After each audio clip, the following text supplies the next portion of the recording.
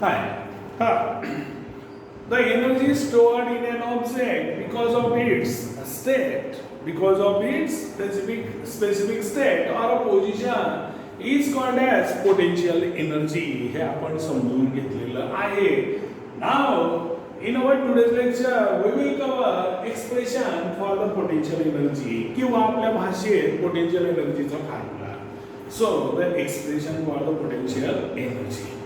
Then, to carry an object of mass m, मग आपण object of mass m ला carry करत आहे आणि मग to a height h about the earth surface.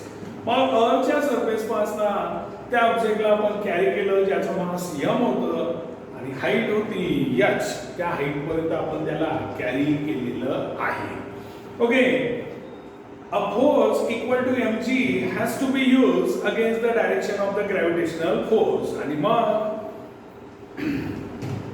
He force F is equal to mg वापरायचं आहे. तर का बरं? तर ऑब्जेक्टचं मास आहे m, हाईटवर नेताय आपण त्याला h हाईटवर, पण त्याला ग्रॅव्हिटीच्या अगेन्स्ट मध्ये काम करायचं. ग्रॅव्हिटीची डायरेक्शन टुवर्ड्स द अर्थ असते और towards the centre of the earth असते. आणि हाईट आपण म्हणत आहे की अर्थच्या सरफेसच्या हाईटवर वर न्यायचं. म्हणजे ग्रॅव्हिटीची डायरेक्शन खाली आणि आपण ऑब्जेक्ट नेत आहे वर. So it has to work against its gravity. Okay. So mg force is mg on that object which has to put at a height h above the earth's surface. So has to be used against the direction of the gravitational force. The amount of work done can be calculated as follows. आणि मग जी amount of work done आहे work is equal to force into displacement आहे. Okay. So force is mg and displacement it is at the height h. आणि म्हणून W is equal to mgh.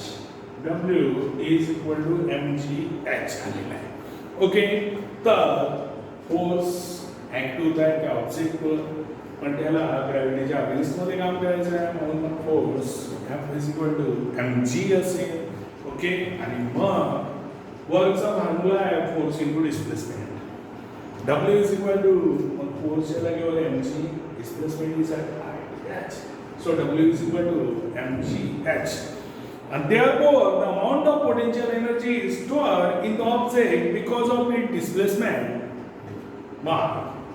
Amount of potential energy. मग आता त्या जो object आहे h हाईटवर ठेवलेला आहे की त्याच्यामध्ये किती अमाऊंटची पोटेन्शियल एनर्जी असेल ऑफ द ऑब्जेक्ट आणि कशामुळे तर बिकॉज ऑफ इट्स डिस्प्लेसमेंट. त्याचं डिस्प्लेसमेंट फ्रॉम द अर्थच्या सरफेस पासून या हाईटवर झालेलं आहे. त्याच्यामध्ये किती अमाऊंटची पोटेन्शियल एनर्जी स्टोअर्ड असेल that is P. That P म्हणजे potential energy is equal to amount of work done. तर W आणि we know that W is equal to mgh. So potential energy is equal to mgh. So we have to remember this formula. आणि मग तिथे त्यांनी direct दाखवलं P is equal to mgh दाखवलेलं आहे, पण सिन्स मग दाखवलेलं आहे की work done is equal to potential energy. Work done is equal to potential energy आहे. P is equal to W. कारण आपण अमाऊंट ऑफ वर्क डनच करत आहे त्या ऑब्जेक्टला याच्या हाईटवर नेऊन ठेवण्यासाठी, पण त्याच्याचमुळे तिथं स्टोअर्ड अप एनर्जी आहे. That stored up energy is potential energy. So P is equal to W. आणि we have already found out W is equal to mgh. So P is equal to mgh.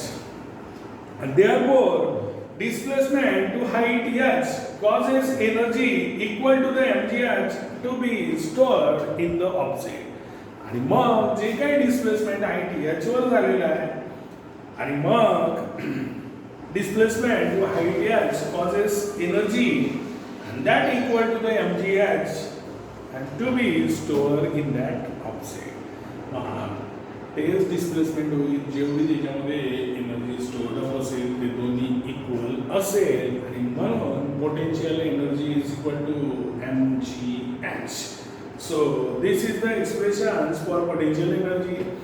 सगळ्यांना वाटेल की expression for the kinetic energy पेक्षा पेपरमध्ये लिहायला expression for the potential energy आवडेल, कारण कमी आहे तिथे दोन दोन तीन तीन वेळा तीन फॉर्म्युले वापरायचे आहे आणि मग त्याच्यानुसार तिच्या जागेवरती तिच्या जागेवर इथे सरळ सरळ आहे. वर्क डन आहे त्या हाईटवर नेण्यासाठी अगेन्स्ट ग्रॅव्हिटी काम करायचं आहे, म्हणून force is equal to mg आलं. आणि मग आपल्याला माहितीच आहे work is equal to force is to displacement. फोर्सच्या जागेवर mg, displacement is at height h w.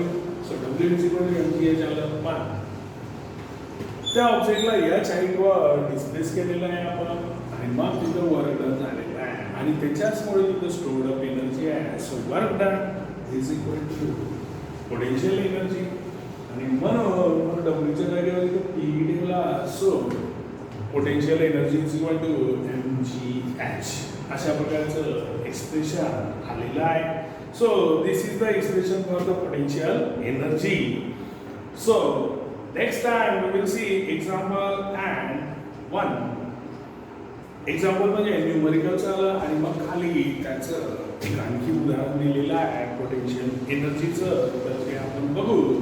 तिथपर्यंत बाय.